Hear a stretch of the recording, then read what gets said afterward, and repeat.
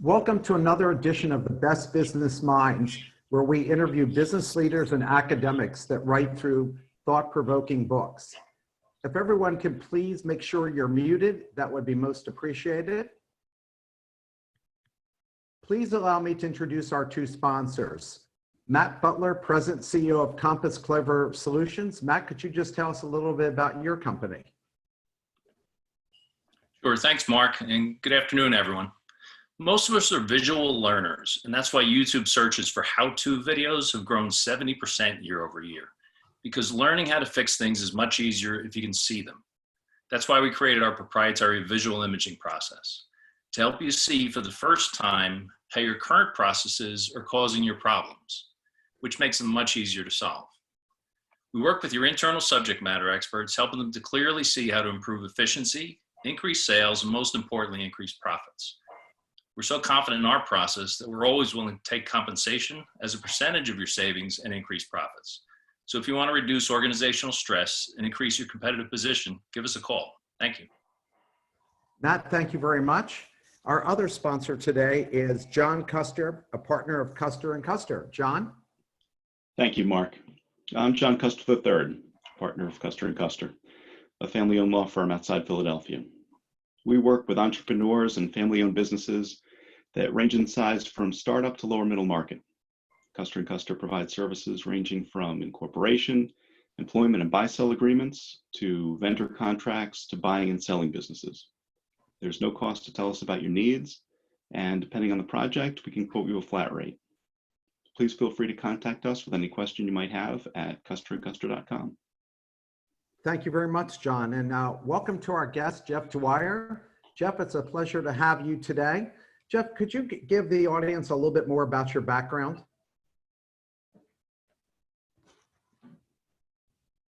I saw Jeff was on here.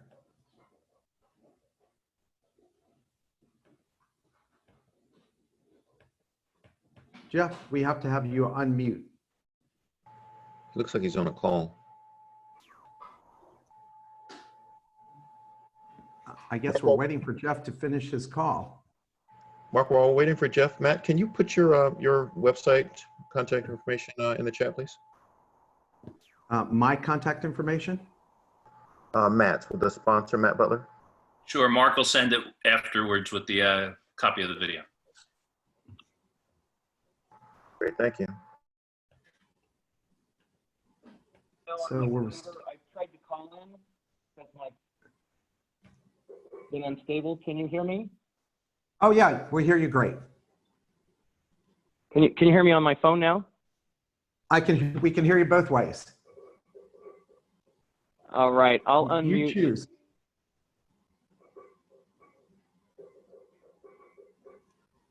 Okay, you're still muted. All right, I've unmuted now. Does that work? Yep, we're good. Sounds good. Sorry about that. I was trying to dial in by the phone because sometimes I have an unstable computer, but I think you've got me now. Wonderful. Jeff, thanks for coming on today. Can you give the audience a little bit about your background? Sure. I started my career in business after an MBA at Bain & Company. Was a management consultant and manager there for a few years. Went back, got my PhD in strategy at UCLA, then went to the Wharton School, professor at Wharton full-time for 7 years, and then moved to a part-time position there and came to BYU. And I've been a professor of strategy at BYU since about 2000. Thank you so much. So tell us, why did you write this book, and what is innovation capital? So the reason we wrote this book is that we, and when I say we, I'd worked with Clayton Christensen at Harvard and Hal Gregerson, trying to understand how do people get creative ideas for new businesses and new products. And after we wrote that book, we had a framework for how do you generate ideas. And people would come to us and say, hey, I think we've got a really good idea. Should I do this? And then we realized, well, you need a way to test and validate whether that idea might work in the marketplace. And so then they would go and they would use some sort of lean startup design thinking techniques that we described in the Innovators Method, a follow-up book. So the first book was Innovators DNA. Then Innovators Method described, here are the steps you take to test and validate an idea. Then they'd come back and they say, I think we've tested and validated it, but I can't seem to get the resources to do this idea. I can't get people to join my team. I can't get the financial resources. So how do I do that? And that's really what led to the idea around innovation capital, because what we learned as we started to study leaders of successful, innovative companies is that they were really good at bringing resources to be able to do new things, innovative new ideas.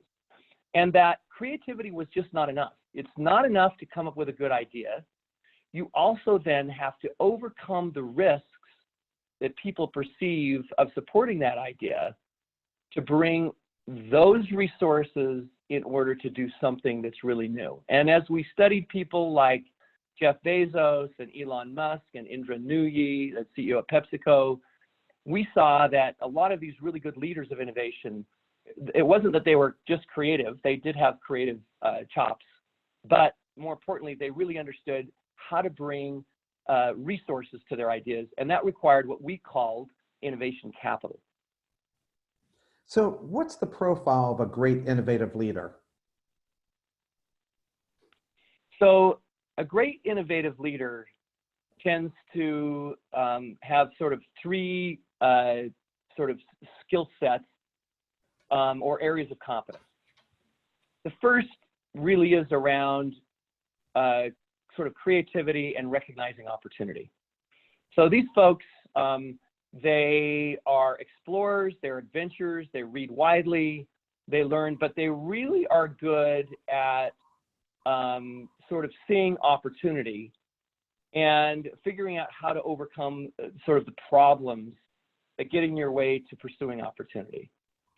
The second, though, is that they are often very good at building social networks with people who have resources.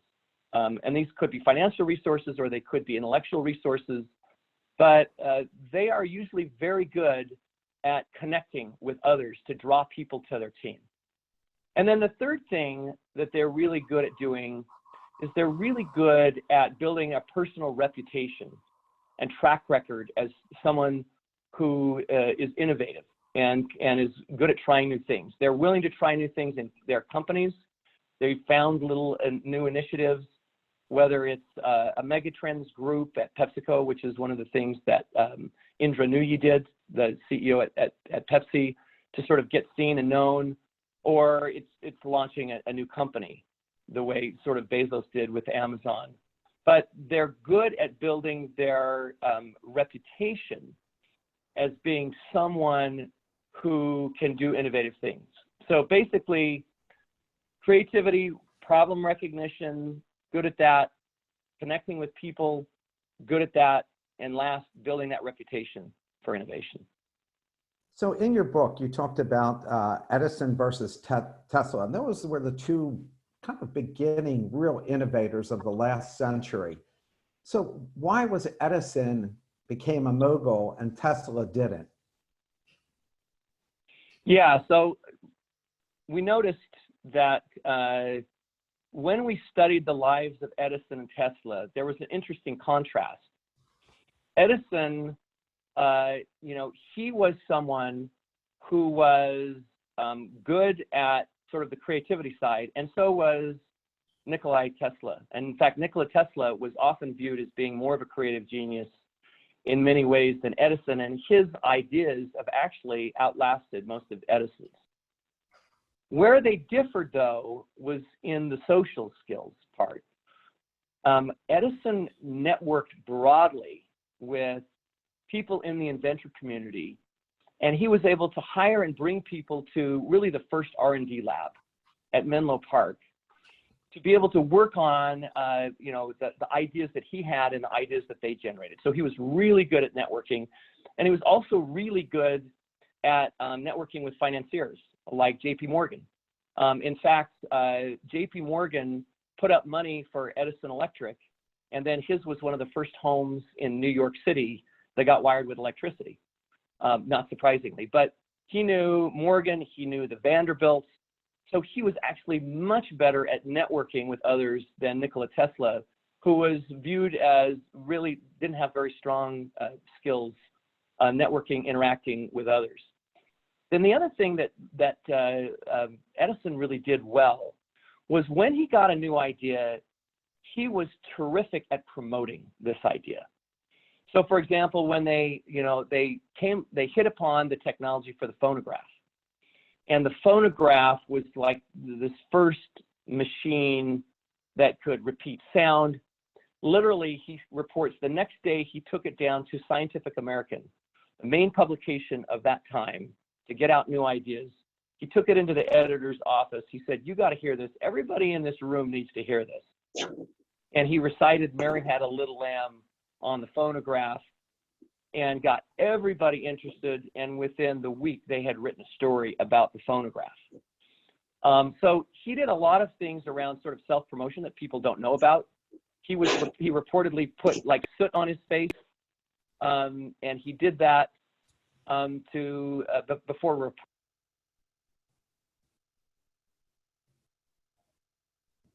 We lost Jeff for a second. Hopefully he'll be back with us. Do you have me now? Yes. Are we back? Yes. Sorry. So what we learned was that you actually have to think about sort of marketing and promotion and building your reputation. And Edison would do things to really get the word out. He'd make a list of the top 10 uses for a new invention that he had, and he would get that out to the media. He would do interviews with reporters, and was very frequently interviewed, and reportedly like wiped soot on his face and came in from the lab looking like he'd just been working on something to give that impression. So creativity is really not enough. It really requires also the ability to connect with others with resources, to persuade them to join your team, and also to think carefully about how you build a reputation as an innovative leader. I also think with Tesla, and I read both biographies on both of them, that Edison had a better business sense and was more commercially focused, and Tesla wasn't. And I think that helped sell him to the Vanderbilts and the JP Morgans and so forth. Same with George Westinghouse. Tesla was a brilliant mind, but really didn't focus on the commercialization part. So one of the things I felt was interesting in your book was you had a list of the top 25 innovative leaders, and only one of them was a woman. And I'm wondering about, we start to see more women on that kind of list going in the future, and why weren't there more women? So our list was taken from CEOs that were on our list of the Forbes most innovative companies. So these are basically largely Fortune 500 companies where only about 2 to 3% of the CEOs are women. So in that sense, you have to realize this is a list pulled from large companies, and we were looking at whether they had built a reputation for innovation, whether they had built a company that had a high innovation premium. So part of the issue, Mark, is that you're starting with a population where only about 2 to 3% of the CEOs are women. And so then you only have one out of the top 25, because really you only have about 2 or 3 out of every 100 companies that are women. So it doesn't mean that there aren't a lot of women innovators out there and good women innovative leaders. But at this point, we still don't have a lot of women CEOs leading large companies. So let's talk about skill sets. You wrote about networking. There are 5 types of people an innovator should focus on. Who are they and why? So there are certain folks you really want to get to know if you want to build your innovation capital. The first is you want to find other people who are idea people. So these are entrepreneurs, they're inventives, but they're people that you really can kind of riff with and generate ideas with, and there may be people you'd want to bring on a team So you really want people who are sort of your idea people. The second type of person you want is you want to have your, people who have financial resources, not surprisingly. Because with any new important venture, whether they're an angel or a VC or a bank, or whether they're your boss, someone's got to bring financial resources to your projects. So you want to be networking with those with financial resources. The third type is you want to connect with corporate leaders. And corporate leaders, again, could be your own company, but corporate leaders tend to have access to resources of various types. So you want to connect with those folks as well. And then there are some people that are just influencers. There are people that, for whatever reason, they're well known. One of the persons we interviewed was a guy named David Bradford. And he said, I networked and got to know Steve Young, the football player, at the 49ers at the time. And he was able to help actually recruit someone to his team by sending him a football.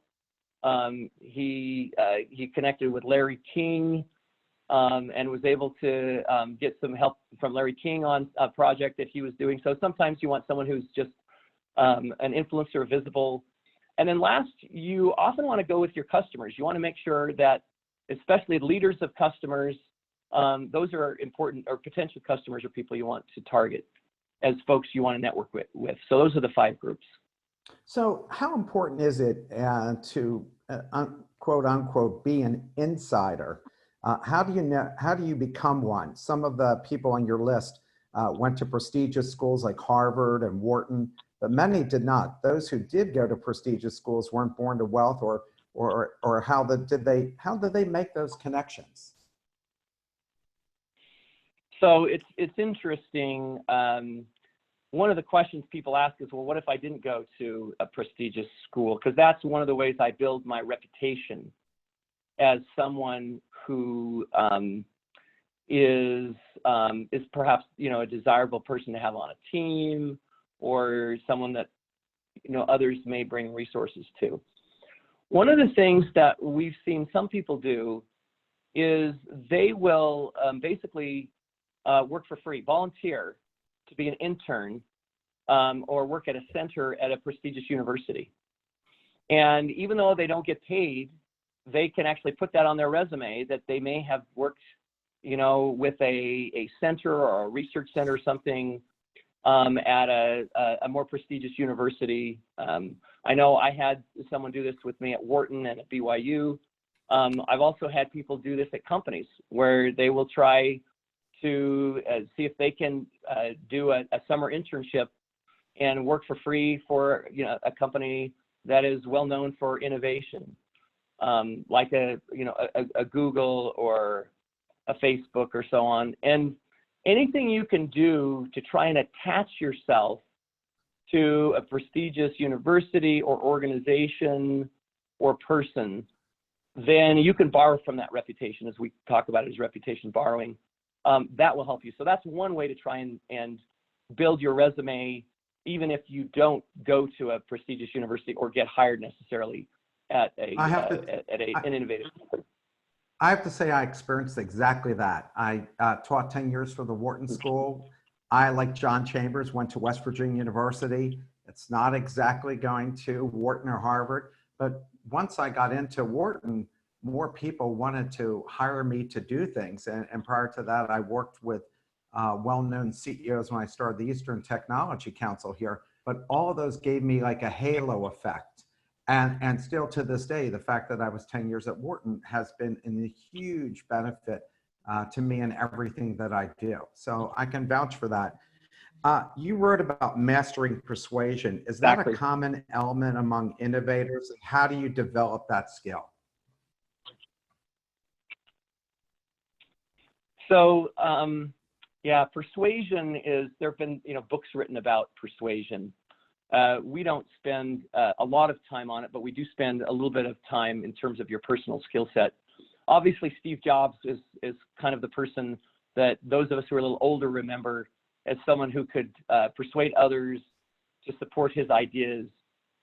He was, they talked about him having this reality distortion field. But I think what persuades people? Well, one, what persuades people is if they think other people support you as well. If you've persuaded other people to support you, so it's the social networking. And if you have any sort of a track record, then for innovation, then that makes a difference as well. But one of the things we learned about these folks, that a technique they used was storytelling. And they could tell a good story about why something was an important problem to solve and why you should want to be a part of it. And they would try and connect with you at an emotional level as to why what they're doing is important for the world. And they used this storytelling as a way to really get others, persuade others to join them. So whether it was Indra Nooyi, the woman CEO at PepsiCo, talking to PepsiCo as a company about why they needed to care about sustainability in terms of water and how this would benefit the company and the world. And she would talk about how, as a young girl, they had limited water in their city because it was used by the large companies. And she said, my mother got up every morning at 4 o'clock to turn on the spigot to see if any water came out. And it would come out some days and not others, and we'd fill it with pots where we could, and then it ran out, and then we'd use that for our water for the week, to drink, to wash our clothes. We didn't have water. And she would tell this really impactful story about why this is so important for us. And I think, Elon Musk does the same thing about Tesla with electric cars. It's about, saving the world in terms of carbon emissions and the environment. And SpaceX is about potentially saving humanity by being able to set up a colony on Mars. So there's a way of persuading through storytelling that I think a lot of these folks use quite effectively. So you had mentioned Steve Jobs in the beginning of this, and you talked about his distortion field. Explain the distortion field, and how do you create such a field that other brilliant people would want to follow you? So what Jobs was really good at, and actually it's not really as explicit in what's written about him. So the fact that he could identify an opportunity and he could make others believe that you could get there even when it seemed impossible. And it's not written about, but people who are good at this are really good at identifying what are the primary constraints to reaching our goal and how are we going to get there. Elon Musk actually is quite good at this as well. And he refers to it as sort of getting down to the physics of problem solving, like what's truly possible and what's not possible from a physics level, and how do we overcome the constraints. But Jobs could paint a picture of what was possible with his stories, and then he would help the teams figure out what are the constraints and the barriers, and then help them and push them to figure out how do we get around that barrier so that we actually can realize that opportunity. And when people hear someone with that much passion and that much belief that they believe it's possible, and that there's a way to get around the barriers, it tends to convince others to want to be part of it and that it's possible. I thought what was interesting in your book is people who are very forward thinking. All of these guys that you just listed are forward thinking founders of companies. So how does someone become a forward thinker, and can it be learned? Is it you're born with it, or can you learn to be one?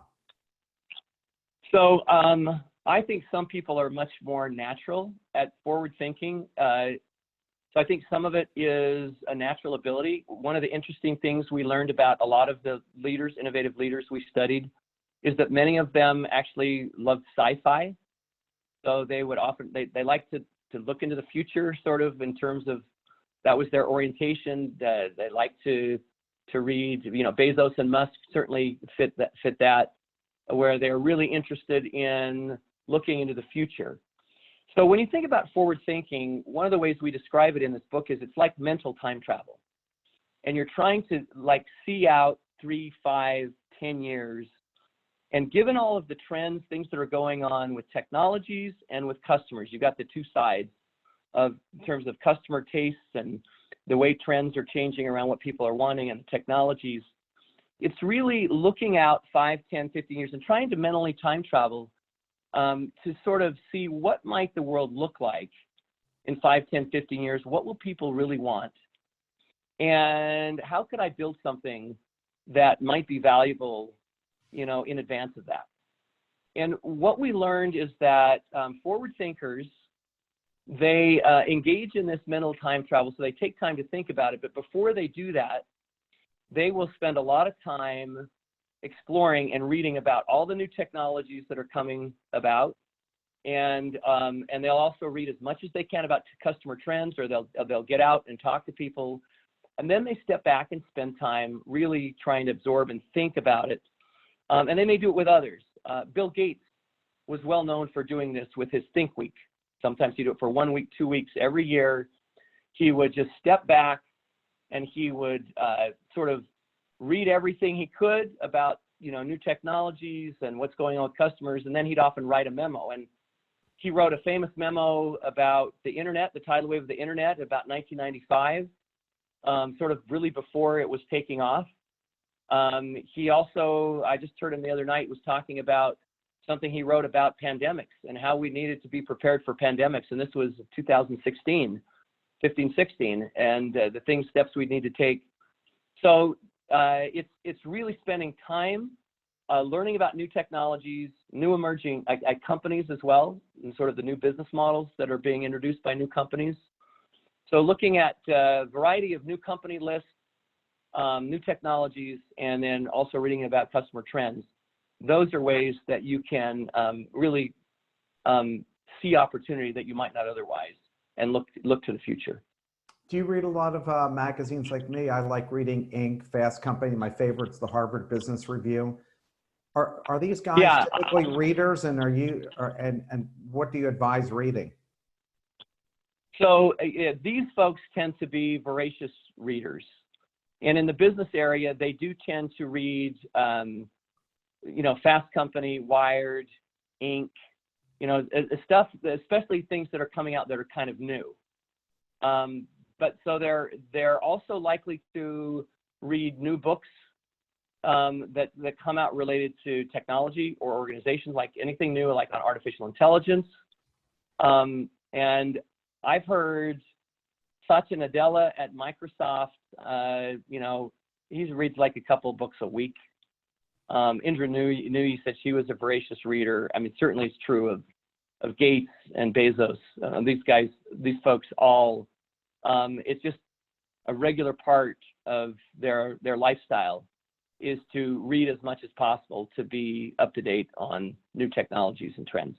That's hard to get young people to really understand how important that reading aspect is, because they're of a generation where they're either listening to podcasts or they're listening to audiobooks, which is not bad to go do. That's still very good, but they're not big readers. But all the CEOs I've ever interviewed, they were all, as you say, voracious readers and big on biographies, big on new technologies that were coming out. Even if it wasn't in their field, they felt like that might spur some creativity, which one of the things I was interested to know is, what do creative problem solvers do?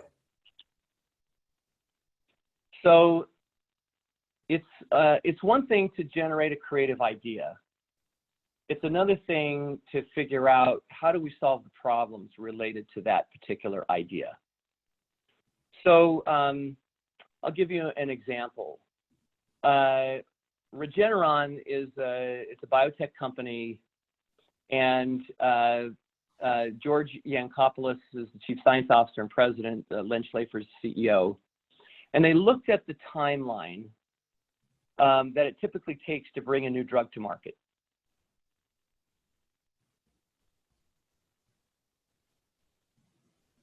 Whoops.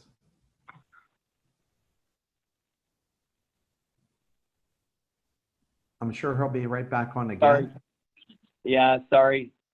My internet, there's so many people on the internet these days with homeschooling that our internet service is not what it was. So anyway, I was talking about Regeneron, and the problem they were trying to solve was, how do we go from a product development cycle and all of the trials that take 7 to 8 years, and then you've got development, you're like 8 to 10 years before an idea gets to where you actually can like test on humans. And they realized that one of the big problems was that you have a 3 to 4 year time period where you're maybe testing with animals and you're not sure if it's going to work on humans.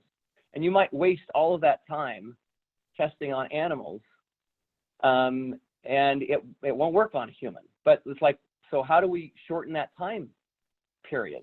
Well, you have to test on animals. So the idea that was generated was, well, how could we make sure that the animals behave more like humans so that we shorten that time frame of testing, but also we increase the probability that it will work on humans.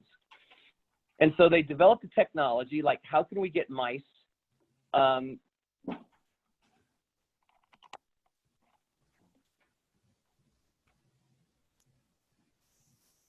Whoops. Whoops, sorry. Can you hear me? Yep.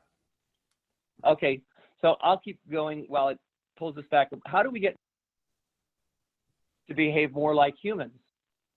And they figured out a way to basically transfer some like the genomes, the basics of sort of human structure to the mice to create sort of humanized mice so that they would actually more likely behave like humans in response to the different drug therapies they were trying.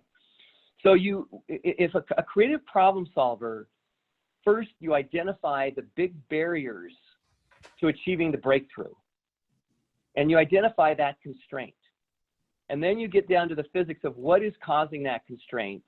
And then they're really good at bringing in a variety of people with different expertise, different points of view, figure out how do we overcome that particular barrier that is preventing us from achieving a breakthrough. So it's a good creative problem solver starts by figuring out what are the big barriers to preventing us to get to where we need to be, and then what are the things causing that, what are the root causes of that barrier, and then bringing in a team to address those root causes. So one of the things you also talk about in the book I thought was quite interesting, and the book is a terrific read, was cognitive flexibility. What is that? So it's interesting. What we have learned about people who are more creative is that they're more likely to be, actually at IDEO, the innovation design firm, they've called them being T-shaped individuals, meaning they have an area of deep expertise, but then they also have a number of areas of broad expertise. And their cognitive flexibility means you're very open to new and different ways of doing things. Sometimes we become I-shaped, which means we become really this deep, deep expert in one area. And that means we get a hammer and we want to apply it to everything, and we don't have the flexibility to learn, to be willing to learn in new areas and realize there's a good likelihood that I'm wrong, or that there's another perspective that will solve this problem. And so it's someone who's cognitively flexible is constantly asking themselves, why am I wrong? What makes this approach incorrect? What might be another approach? Who else should I talk to that might give me a better idea about how we could make this work? And some of us are just better at being open to new experience and ideas and searching and being willing to really challenge our own biases, our own cognitive biases about why we think we're right. But we need to be, I think people with cognitive flexibility, constantly challenging yourself and others as you pursue what you hope will be the optimal approach to solving a problem. So what is the difference between natural abilities, natural intelligence, personality traits, and skills? You talk a lot about that in the book. Yeah, I think that's confusing for all of us. So I'm going to put intelligence, what we think of natural intelligence, and abilities in one bucket. And this is sort of what you come with in terms of, sort of your genetics, And Howard Gardner, a educational psychologist at Harvard, has written a book called The Theory of Multiple Intelligences, and is one of the leading researchers in the area of natural intelligences that we have, or natural intelligence. So one would be general intelligence. We all sort of know about IQ, but that's only one type of intelligence. You know, the ability to memorize facts and figures, read quickly, solve problems. But there's emotional intelligence, which is the ability to read others' social cues, emotional cues. And in fact, there's some research that suggests career and life success is more predicated on emotional intelligence than general intelligence. We also see that there's creative intelligence in the sense that some are more divergent thinkers and some are more convergent thinkers. So some people are, you know, sort of more out of the box in terms of ideas. There's visual spatial intelligence, the ability to see things in 3D. So these are sort of natural abilities that maybe we have, that some of us are just stronger in some of these areas than others. And another one would be linguistic intelligence. So there are at least 8 or 9 of these types of intelligence, and more will probably be discovered. These are natural abilities. You can get better to some extent, but some of us are just simply, you know, we're blessed maybe with a greater ability at linguistic intelligence. Now, in terms of building a skill, can I get better at my linguistic skills and my ability to talk and persuade others through practice? Absolutely. So you take that raw material and then you put that with the practice, and that's how you build skill. Someone might have natural linguistic ability, but they really don't put themselves in opportunities, places to practice that skill. Or they might have creative intelligence, the ability to think divergently, but they don't really, again, spend time or put themselves in and practice and use that. So skill develops through practice. And so it's the practiced use of a skill, or a basic ability becomes the skill. And then we have personality traits, which are actually different than skills in some ways. But personality traits are, you know, you're more outgoing or you're more introverted. You're more open to new experience, or you're more conservative. You're highly conscientious, you're very organized and orderly, or you're much more relaxed. And those are things we think of as being personality traits.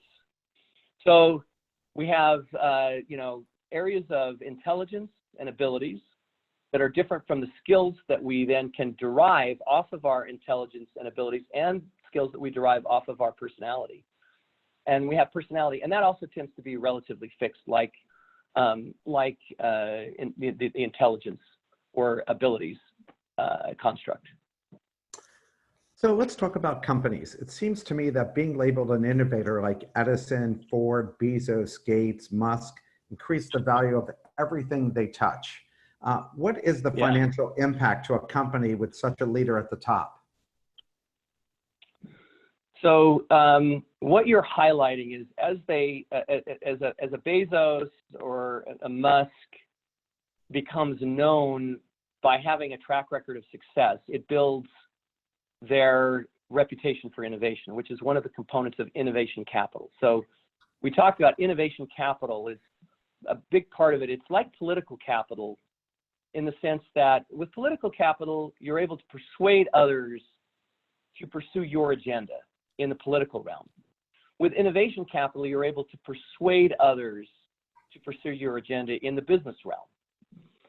And as you build a track record for success with a company, a startup, especially if you're doing a startup where you're doing innovative new things, that helps build your track record for innovation. So I think the first step to building innovation capital is you've got to be a founder of something.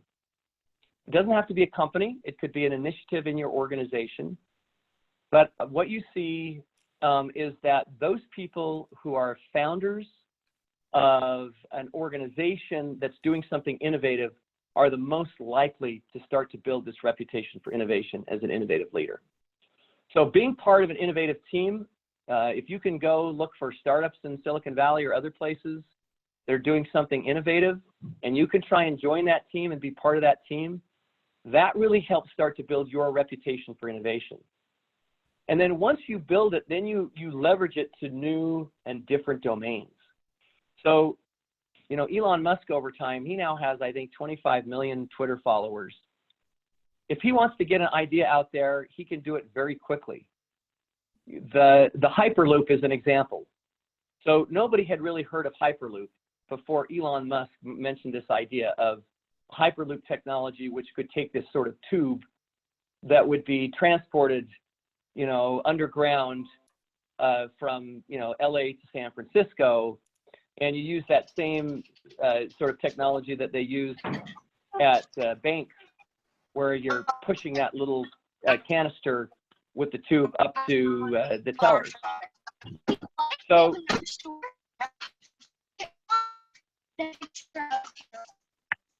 can you still hear me? Please, everybody mute.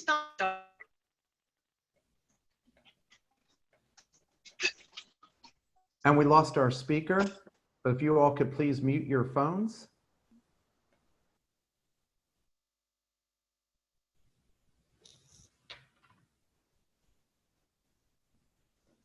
I'm sure Jeff will be back in a second. Can you hear me now, Mark? Yep, we're all good. Okay. So anyway, the idea was, you know, there's a lot of traffic congestion. It's hard to get from San Francisco to LA. So Musk just mentions this technology he'd read a little bit about, this Hyperloop technology. And then there's an explosion of coverage about it. And in fact, enough that it ends up leading to the formation of a couple of different companies that pursue this idea, because he's able to draw attention to it. So one of the things these leaders do is they use their platform to bring attention to the initiatives, the ideas, the things they care about. And they're very aggressive about doing that through blogs and articles, videos. And so I think for most of us, we have to think about being our own brand manager. And we have to think about, how do I manage my brand and how do I get my ideas out there? We're finding that people who do that well are much better at rising up through the organization, and they're able to bring resources to their projects.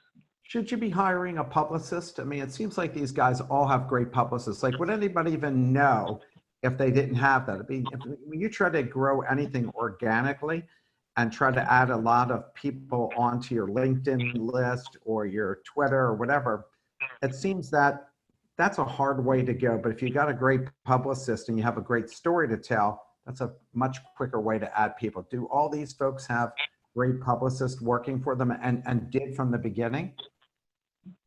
I would say most did not in the beginning. So at some point you think about, maybe you can afford a publicist. And there are some aggressive people who realize that might be the way to create a breakthrough, is to get someone who really knows how to do this, right? An expert. And you want experts to be part of your social network. I think that for the typical person, though, you know, you are starting by writing, you know, blogs or articles to get known. Try and be on a contributor at, you know, Forbes or, you know, Fast Company or one of these. You might try and be a contributor because you write some, you know, hopefully interesting blog ideas and they like it. And you create some videos around some ideas that you've developed that you put out there. So I think it's great if you can get true experts, a publicist, to help you to get the word out. But I think for most of us, it happens more sort of step by step, incrementally. I'll mention a guy that we talk about in the book. His name's David Bradford. David told me he has 30,000 people in his LinkedIn list. And he said the reason he knows there's 30,000, of course they report that, but apparently you max out at 30,000 is what he told me. So he now has to delete people to add people. And I don't know if they've changed that, but he's been doing this over 30 years. And David says his ability to network and bring, get ideas from this network of 30,000 people, he says he's one direct connection away. Those 30,000 people can get him to about 5 million people. And he's been doing this over time. It helped him secure the job as CEO at a startup called Fusion IO. It became a unicorn. He actually recruited Steve Wozniak to be the chief science officer. And he actually met Wozniak at a conference Wozniak was speaking at. And he just sat up on the front row and happened to meet his Wozniak's assistant and got introduced and followed up with conversations about his technology and was able to convince Wozniak to come on as advisor and then as the chief science officer.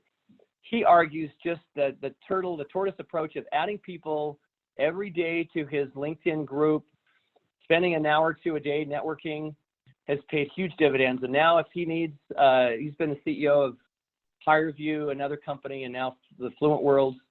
If he needs resources, people, financial resources, he goes to that big network, and he is very successful at bringing resources to his projects. One of the things I thought was interesting in your book is when people think of innovators, they think of the Wright brothers and Edison and Musk and so forth, but you don't have to create a product to be considered an innovator, right? So who would you, who you throw out there as examples of people who are great innovators?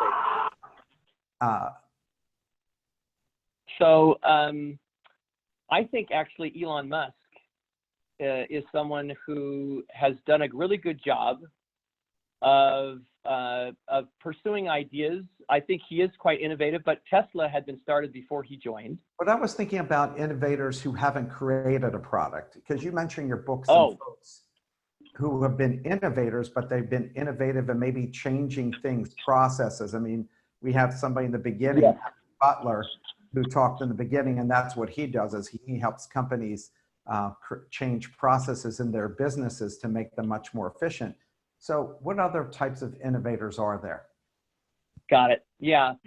So if you think about, I think Satya Nadella hasn't necessarily been a product innovator, but he has been a culture innovator at Microsoft, where he has been able to, in that company, help create a much more team orientation, collaboration to pursuing innovative ideas, both inside the company and outside, working with other firms where others weren't doing that.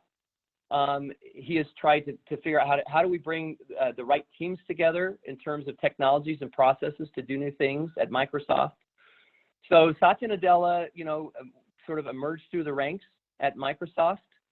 And I wouldn't say he's a product innovator, but I think the real innovation that he's brought to Microsoft is really around the culture and collaboration that he's created at that organization that has then fostered more innovation throughout the firm. I think they went through a very dark winter under Steve Ballmer.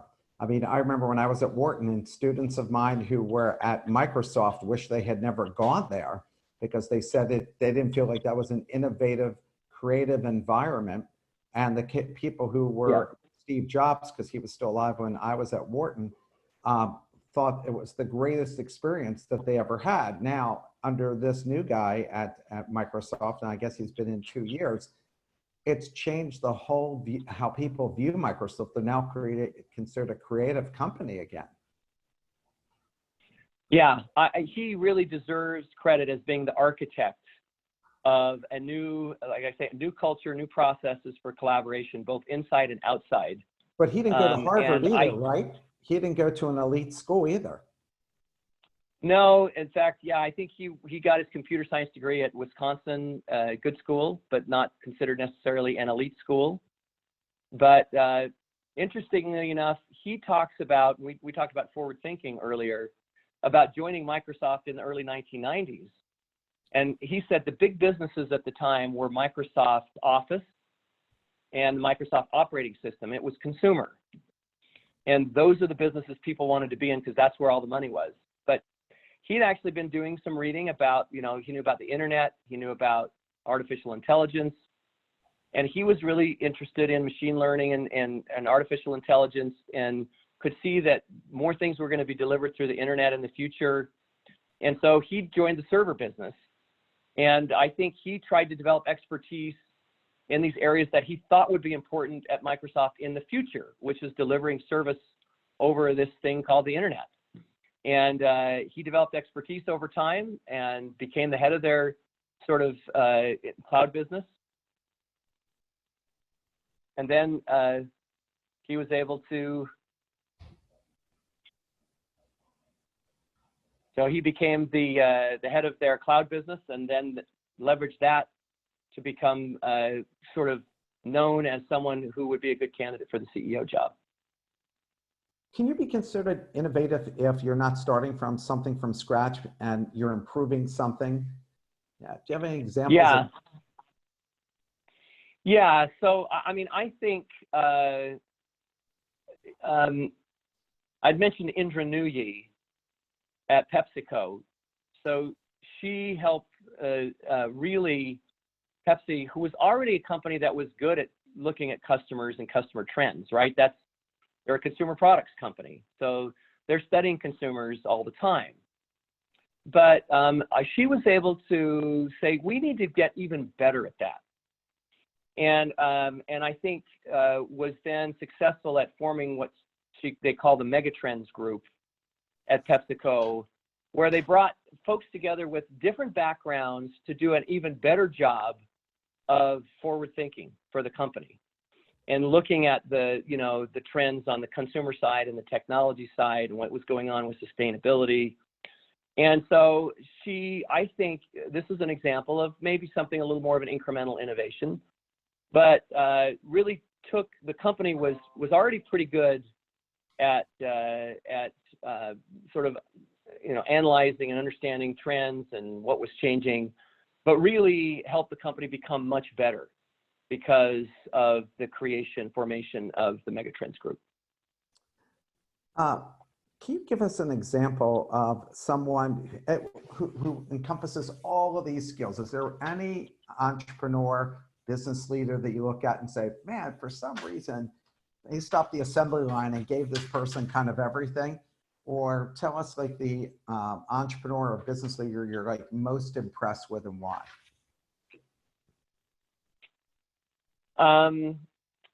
I would say, as I think back on the interviews that I've done over the years with leaders, I've had a chance to interview Jeff Bezos on 2 occasions. One.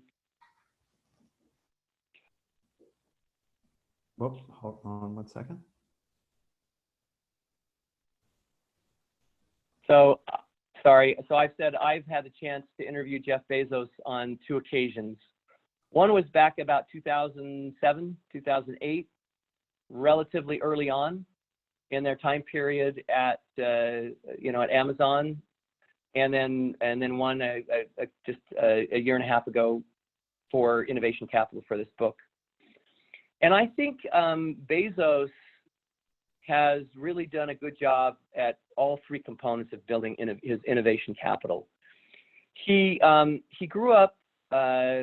He describes actually growing up and spending a lot of time on his grandpa's farm as a youngster, and his grandpa didn't have often the financial resources to fix things on the farm.